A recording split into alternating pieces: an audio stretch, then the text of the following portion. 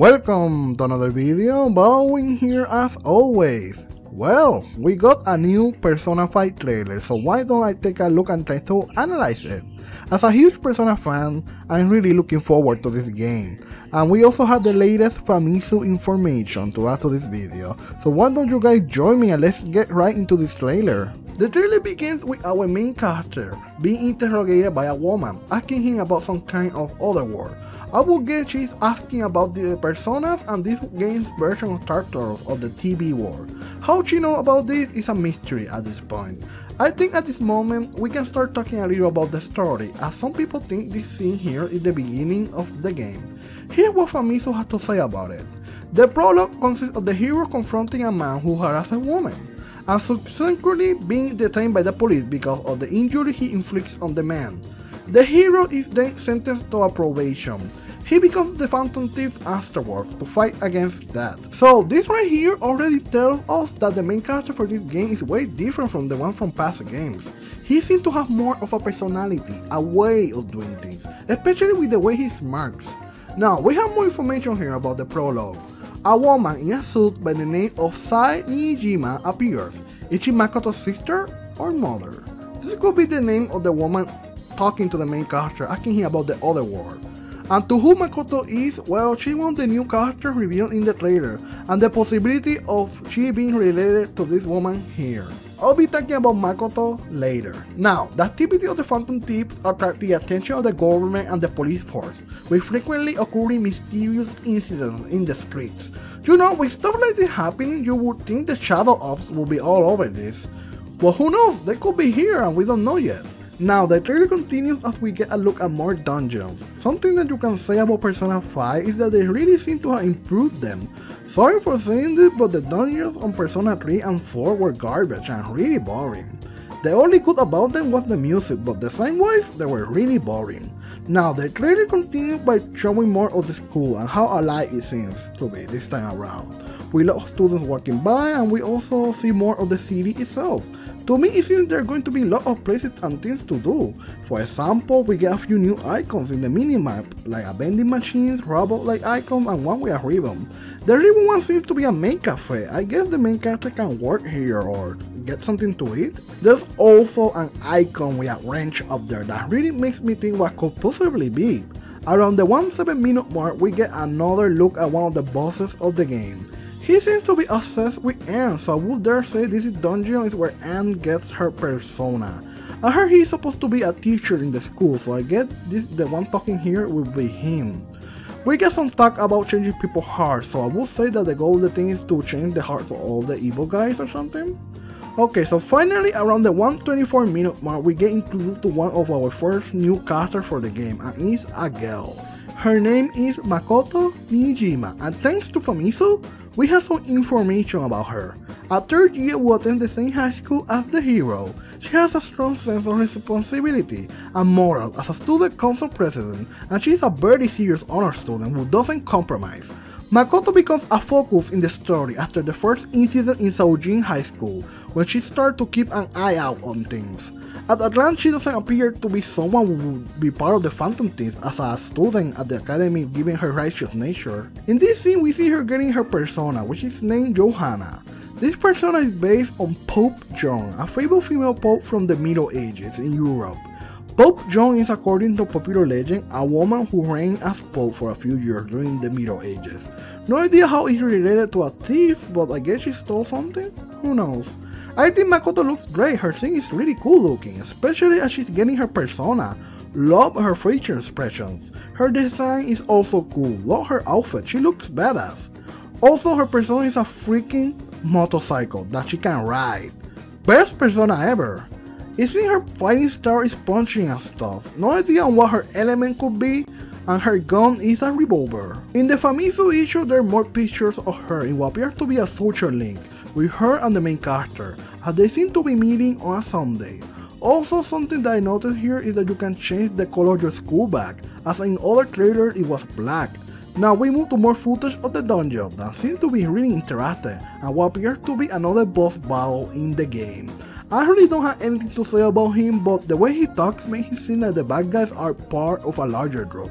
Now the next thing is interesting, as it seems the thing is fighting what appears to be a Finns. Here we get introduced to yet another female character. She is named Sakura Futaba. She seems to be this team's Risa or Fuka that mostly focuses on support. As Makoto, we also have information about Futaba from Famitsu. She has inhuman computing abilities as a girl genius in programming capability, but she has trouble communicating with others. Her age is that of a first-year student in high school. However, she becomes a Shonen after a certain incident after graduating junior high school. Sakura changes after encountering the hero. Her situation has a special circumstances associated with it, and she has a key role in the story. Along with the main character, she will behave normally. However, when she is face to face with several others, she tends to wear strange headgear. That last one is interesting because we see that happening. We have pictures from Famitsu of her covering her face, and later in the trailer, she does the same. Design-wise, she looks really good. She has that whole nerdy girl look, and I love her hair color. She reminds me of a squid from Splatoon. In the trailer, we don't see her getting a persona, but it's present. The name is Netronomicon, and it's a freaking UFO. The only information that Famitsu gives about it is that this persona symbolizes unknown force, and that is all. Nothing else to say about it here, but looks like Futaba can ride inside of it and control it like a computer, as we see her giving the team some power-ups in battle. Around the 2:11-minute mark, we get a look at the elements in-game. But what I can see here, they added 3 more, as Persona 4 only has 7, and this game seems to feature 10. It seems piercing damage is back. We have not seen this since Persona 3, or it could be rush damage, as the icons are similar from Persona 1. Now, the other 2 elements are interesting. It seems Nucleo is back, and that's from Persona 1. But I have no idea what the purple one could be. The only thing I can think of is that gravity damage is back also from Persona 1. Okay, around the 2:17-minute mark, we get yet another look at the city, and the minimap showing even more new icons. The thing that stands out for me in this part is the blue bee in the map. I would dare say that this is the entrance or door to this game's version of the Velvet Room, just like it was in past games. Around this time we get also shown some of the part-time jobs, just like in Persona 3 and 4. But the big difference seems to be that this time you get to see what the main character is doing. The jobs shown here seem to be working in a restaurant and a bar. Now going forward, we can see yet another game boss, this time what appears to be some kind of fly guy. I have to say that I really like his look. Would be cool if he turns into Beelzebub in battle. The costume in this part is very cool, as we see Makoto using her persona to get rid of some shadow cards. I do hope they do a lot with her and this whole motorcycle thing. In the 2:51-minute mark, we get introduced to yet another female character. Damn, Atlus was keeping the waifu to themselves. Her name is Haru Okumura, and this is the information that we got from Famitsu about her. A third-year high school student of the Sujin High School, who is the daughter of the president of a large restaurant company. Elegant but naive to the ways of the world, she tends to observe people. Even though she is very elegant and good at communicating with others, she does not find value in human relations and avoids having relationships with other people. As the daughter of a company president, her life has always been much different from the norm.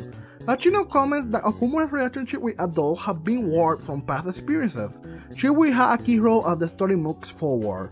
I have to say that she is really beautiful, and I love her costume. Especially I love the way she is introduced. Her weapon seems to be a freaking ass. She will make Mark very proud.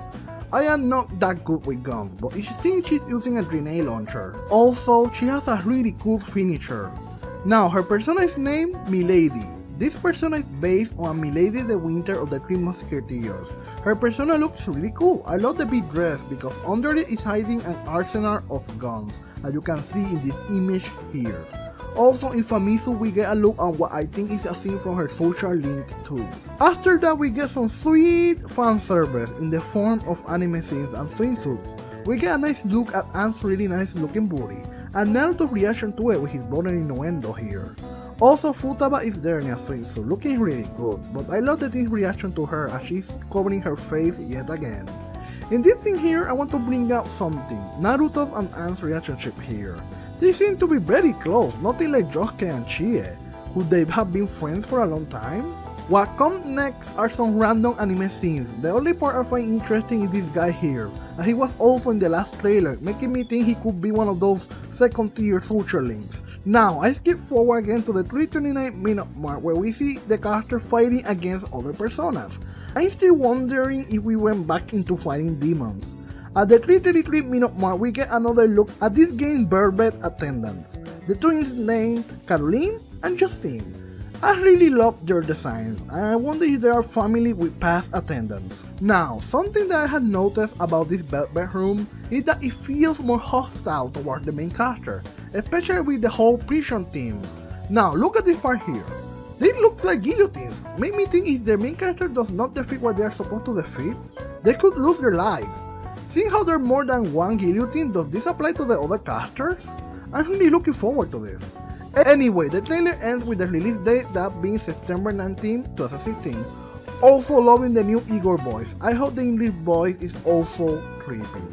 We are not done here, as there's actually another character here, a male, that we don't know anything about. You can see him in the cover of the game and in some scenes in the trailer. Why are they hiding him? Could it be that he's really important? We can even see him in the DLC. Some people were saying that he looks like Ken from Persona 3, but who knows.